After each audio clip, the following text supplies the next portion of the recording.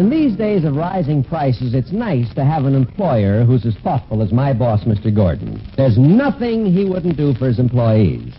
And that's exactly what he does, nothing.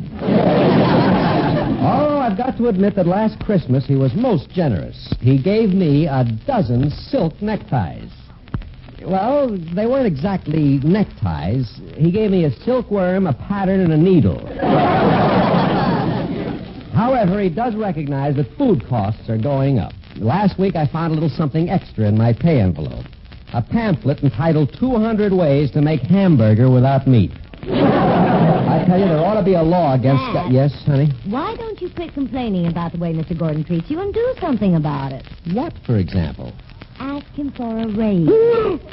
What you said. In our office, just for thinking about a raise, we lose our privileges at the water cooler. Oh, don't be such a coward, dear. You know you deserve a raise. Sure, I know, but asking would be embarrassing. It would destroy the beautiful spirit between Mr. Gordon and me. He looks upon me as a brother. It's a good thing he doesn't look upon you as a father. You'd have to give him an allowance. Now, really, honey, you'll have to tell the children. Oh, hi, Lily. Oh, back from the store already, Mother? Oh, the prices nowadays, it's unbelievable. See this watermelon? $5.90. What? For that little melon?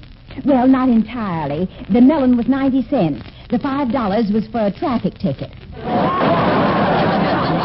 And I had quite an argument about that with the market manager. Well, what about? Well, they validate parking tickets. I don't see why they shouldn't validate traffic tickets, too. It's all part of shopping. Sure. What'd you get the ticket for this time, Lily? Well, it was most unfair. All I did was make a W turn. No, Mother. Don't you mean a U-turn? I made 2 of them. Lily, you ought to know making a U-turn is illegal. Of course, but I forgot, so I made another to cancel it out. Oh, Ruth, here's the meat. Oh, thank you. What did you get? New York cut. 2 pounds for $1.50. That's not bad. That, dear. I just call it a New York cut. Actually, it's round. But the butcher was reading the New Yorker while it was going through the grinder. How did he turn the pages? With his nose? Every time I've seen him, he's had both thumbs on the scale. I don't think rising prices are any joking matter. You know, I was just telling Matt he ought to ask his boss for more money. Oh, it's a shame that some employers have to be asked. Your father wasn't like that, Ruth. When he was in the candle business, he used to give all his employees raises every week, whether they asked for it or not. Well, how could he afford it? He actually couldn't. But business was so bad, he had to do something to keep them happy. Well, sit where you are. I'll get it. Mother, Father wasn't a very good businessman, was he? Oh, I don't think I put it that way, dear. He was just a victim of poor timing. Poor timing? Yes. Unfortunately, he went into the candle business 20 years after electric lights were invented. If he thought of going into the candle business 20 years before it was invented, I'm sure he'd have made a fortune. Oh, yes. Who is it, Matt? A telegram for me. Oh, my goodness. Bad news. Now, what makes you think that? Experience, dear. The only time people send telegrams is when they have bad news and can't wait to give it to you. Yeah, you're right, Lily. It usually is. Hey, I wonder if it might be from the Army. Maybe they want me back. Oh, don't be silly. Anyway, even if they did, they certainly wouldn't send you a telegram. Well, I'm not too sure about that. Last time they did. A singing telegram at that. 4 military policemen with fixed bayonets knocked on the door, and when I answered, they sang, "You're in the Army now." Wonder what this is. Darling, why don't you open it and find out? Okay. From a legal firm in Texas. Something about Uncle Cyrus's estate. What do they want us to do, pay his bills? Yeah, I guess so. Let's see. Cyrus Henshaw, will probated. Congratulations. Your share of estate, $100,000 en route. Your share of estate, $100,000. Ruth, we're rich. Oh, he left us $100,000. Oh, Matt, I can't believe it. Oh, And I'm so happy for you. Why, I didn't know your uncle was rich, Matt. That's the funny part about it, Lily. I didn't either. I haven't seen him for years. The last I heard of him, he was digging ditches in Houston. Oh, that explains it. He probably leaned on his shovel too hard and struck oil. And they say it happens all the time in Texas. They say? Who's they? Texans. Oh, that lovely dirty oil. Ruth, honey, kiss your rich husband. Oh, a pleasure. Matt, be careful. You're messing up my lips. Don't worry, I'll buy you a new set. Come on. All right. Hi, neighbors. Hello, Pete. Pete, congratulate me. I'm rich. Oh, are you kidding? Okay, wise guy, read this telegram. Let's see. We can hardly believe it ourselves. Well, I don't see why, Ruth. First time I laid eyes on Matt, I said to myself, there is a guy with ambition, initiative, ability, and drive. He can't help making a fortune if his luck holds out, and his rich uncle doesn't. Well, regardless of anything, I'd better start fixing lunch. I'll help you, dear. Let's make a meatloaf. Oh, meatloaf. Give that ground meat to Rover, Lil. Let's have steaks 3 inches thick, smothered with onions. But first, for an appetizer, some pheasant with wild rice. Oh, my goodness.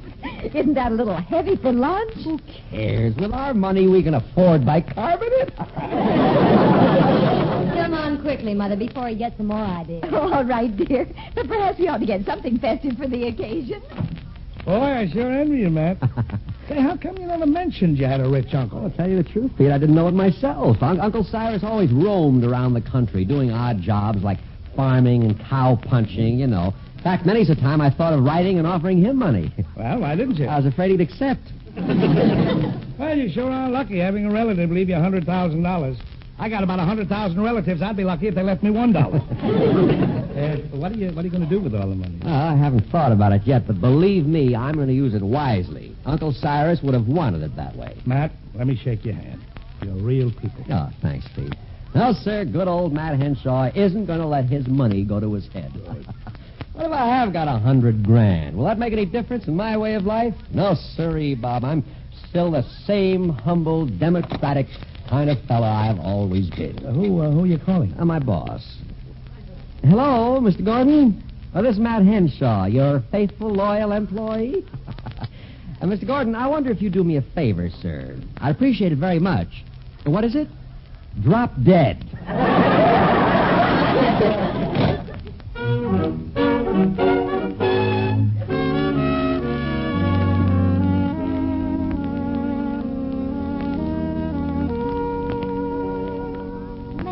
Yes, Ruth? Have you gone out of your mind quitting your job? Oh, honey, be sensible. Why should a man in my financial position work? But you're too young to retire. I must say I agree with Ruth. Work is important. Why, look at John D. Rockefeller. He worked until the day he died. Yeah, but that was his own fault. He shouldn't have thrown those dimes around so recklessly. Anyway, I don't know why you girls are making all this fuss. It's not as if I were going to loaf around the house. I intend keeping myself occupied. Doing what? Oh, playing golf, lunching at Romanoff's, clipping coupons, driving my Jaguar around town. A Jaguar? Oh, Matt, you didn't actually buy one. Oh, didn't I tell you? They're delivering it later. Well, I certainly hope I'm not here when they do. Even if they've got it on a leash, I wouldn't feel safe. Mother, it's a British car. Oh. Matt, how much? Oh, mere trifle, honey. $8,000. And that includes extras. Extras? Yeah, a chauffeur. Honey, from now on, we're going to live in style. There's nothing too good... Excuse me, I'll get it. Hello, Lily. Come in, Hilda. Dear, the most exciting thing has happened today. What? Try to guess. I'll give you 3 guesses. Let's see. You met a tall, handsome man and you're eloping with him tonight. No. Guess again. You met a tall, handsome man and you're going to turn him over to me. No. Oh, let's see. You met a tall, handsome man and you're going to turn him over to me. Hilda, you said that before. I know. But when I get hold of a thought that's good, I don't like to let go of it. Oh, what's the news? Matt just inherited $100,000. Oh, Lily, stop teasing. No, Hildy, it's the truth. 100,000. Oh, well, I'm glad for him. But why couldn't it have happened to me? Boy, what I could do with $100,000. 150,000 corned beef sandwiches. 300,000 pieces of cheesecake. 857,000 malted milk. It's ridiculous the way Matt's allowing this legacy to go to his head. I feel that some... Don't bother, Lily. I'll get it. Mr. Matt Henshaw, That's right. I've come to deliver your $100,000. Boy. Okay, friend, if you'll just hand it over. I'm afraid I can't. It's out in the truck. In the... Oh, I get it. They sent it in small bills. Well, I don't mind counting it. Ruth, Lily, Hilda, come quick and bring shopping bags. This is it. Matt, what's the excitement? Come on, everybody. Our $100,000's in the truck. Oh, it's thrilling. Matt, can I keep everything that gets stuck between my fingers? Well, let's get going. Oh, what a sad moment this is. Poor old Uncle Cyrus. Poor old rich Uncle Cyrus. Hurry it up, will you, pal? I'll just let this tailgate down. Well, What are you talking about? That's a horse. That's right. And if you got any fields to plow, $100,000's your baby. Oh, no. Oh, I'm not rich anymore. Oh, Matt. I've lost my fortune. I'm poor. Oh, there, dear. Look on the bright side. What bright side? Think how much better off you are than the people who go to Santa Anita. They lose fortunes on horses, too, but they don't even get to take any of the merchandise home.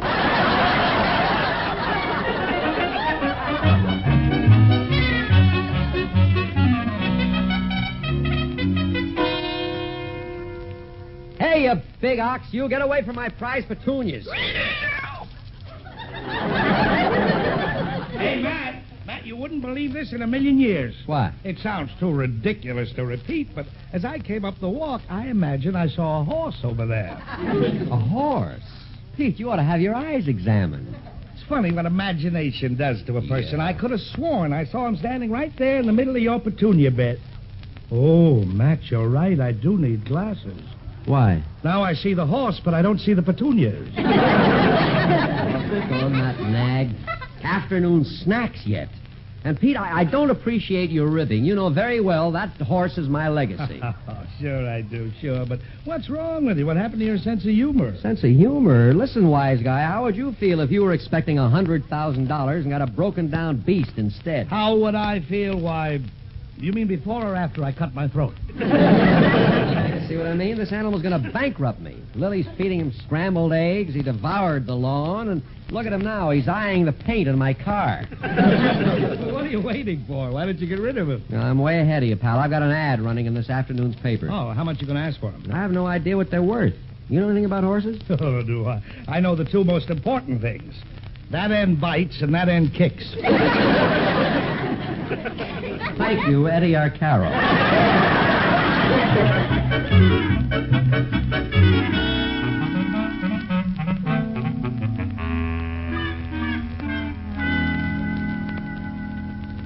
Ruth, is the afternoon paper here yet? Here it is, Matt. Oh, thanks. I want to see if they've got the ad right. Let's see. Help wanted, situations, for sale boats, motorcycles, radios, furniture. Oh, that's a fine ad. If this doesn't sell him, nothing will. I put my heart into it. Read it to Ruth, Lily. All right. For sale, noble specimen of man's best friend. Excellent physical condition. Sound of wind. Matt, how do you know that? Well, it must be sound of wind. When he breathes, you can hear him a block away. Gentle, willing, and extremely intelligent for a 2-year-old. How do you know how old he is? Easy. I looked in his mouth, and he's only got 2 teeth. Lily, read the next part. That's really the clincher. All right. Oh, Matt, this is too silly. I can't read it. It's good. It's good. Go ahead. Yeah, go ahead and read it, Mother. Well, if you insist. Real bargain. Original parts throughout. Used only on Sundays by a Pasadena schoolteacher. If that isn't the most ridiculous thing anybody ever heard of. Don't scoff, Ruth. If that little phrase can sell 10 million broken-down jalopies a year, it ought to be able to get rid of one broken-down horse.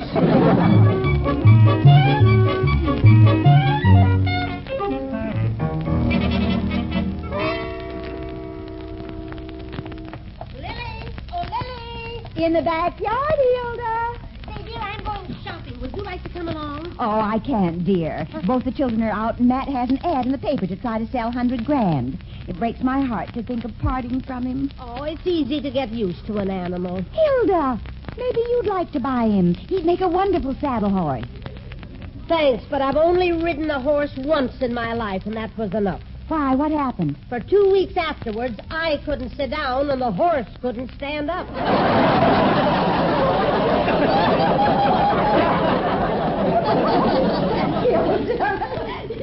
You shouldn't poke such fun at yourself. You're not that heavy. Who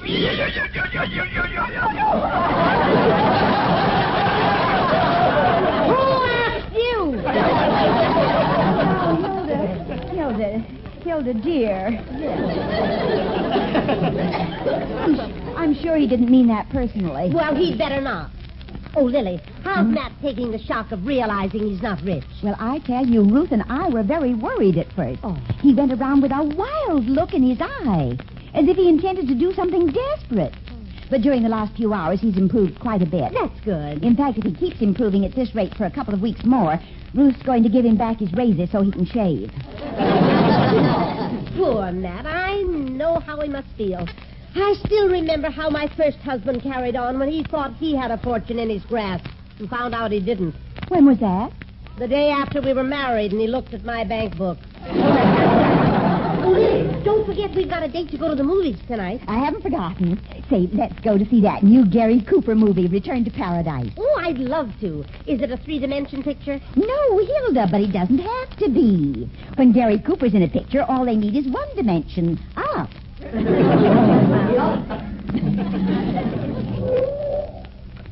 Oh, I'll bet that's somebody coming to look at the horse. Well, I'd better go before he gets here. I wouldn't want to confuse him. Goodbye, Hilda. How do you do? Oh, how do you do? About your ad. The horse belongs to my son-in-law. Oh, I see. My name is Stern. My name is Lily Ruskin. Hmm? And that's 100 grand. I see. Very nice. Excellent posture, fine bone structure, straight nose, and lovely blue eyes. Mr. Stern, that's the horse over there. I know. But if you don't mind, I'd much rather admire a delightful young filly. Thank you for the compliment, but I'm afraid this filly wasn't a filly even when the old gray mare was what she used to be. I must say it's not very often one meets a charming woman with such a sense of humor. Now about the horse, just look at him. Isn't he a handsome animal? Him? Oh, Mrs. Ruskin, you do have a sense of humor. Well, perhaps he isn't too much on looks, but he's very spirited.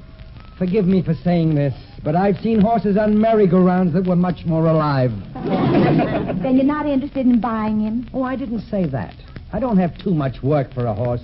You see, I just have a little place where I raise goats. Oh, that's interesting. What's the name of the dairy?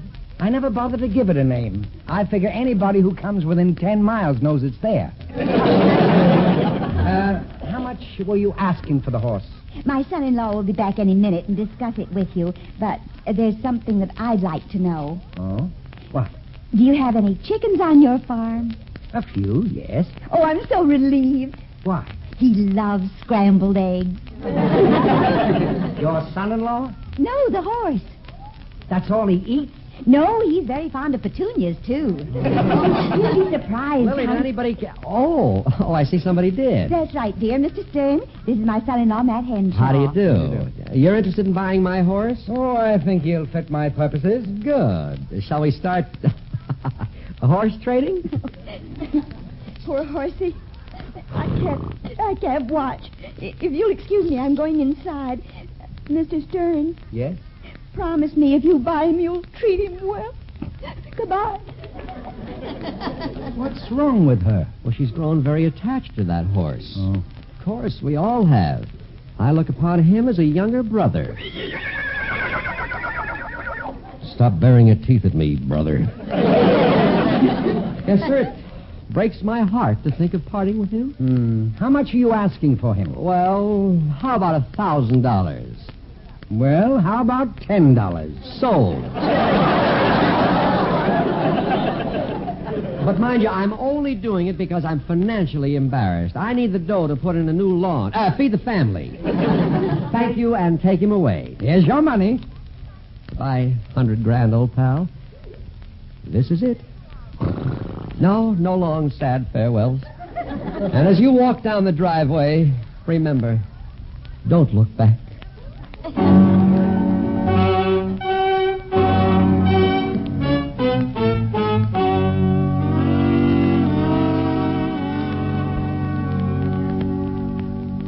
Matt, you've been sitting there for an hour. What are you figuring? 16 times. Well, I'm just adding up how much it cost me to inherit a fortune.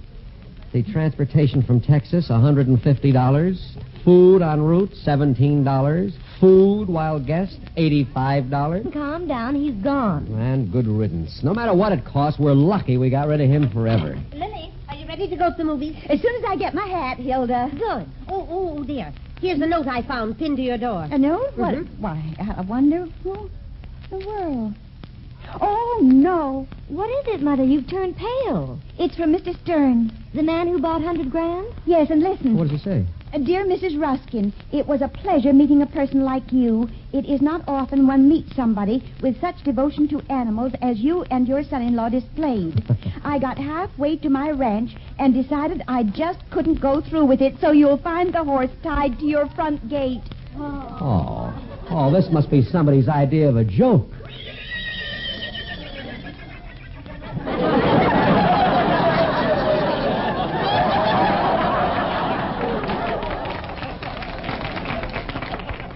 If it is, Matt, I'm afraid I know who's having the last laugh.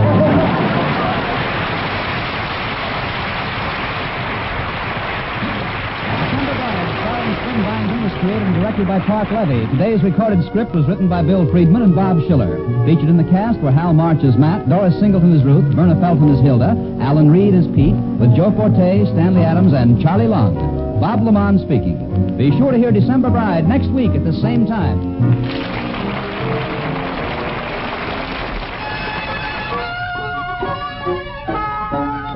This is the United States Armed Forces Radio Service.